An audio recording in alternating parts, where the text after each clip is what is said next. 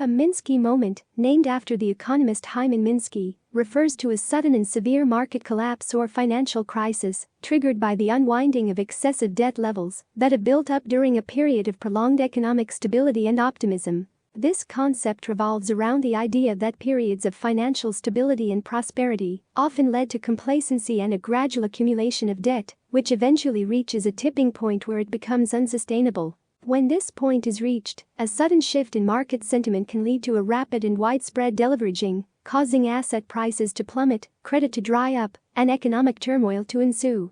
Minsky's theory is based on his observation of economic cycles and the behavior of borrowers and lenders in financial markets. He identified 3 stages in the financial cycle: hedge finance. In the early stages of an economic cycle, borrowers are able to service both the principal and interest on their debt from their cash flows. This is considered a stable financial position, where risks are relatively low. Speculative finance. As economic conditions improve and optimism grows, borrowers start taking on more debt. In this stage, borrowers can service interest payments, but they need to continually roll over their debt or refinance to pay off the principal.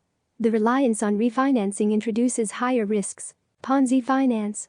In the late stages of this cycle, borrowers have taken on so much debt that their cash flows are insufficient to cover either principal or interest payments.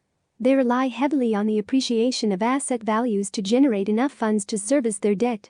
This stage is highly precarious, as it depends on constant asset price growth. When a Minsky moment occurs, it is typically triggered by a shock to the system, a sudden increase in interest rates, a collapse in asset prices, or a reassessment of risk in the market.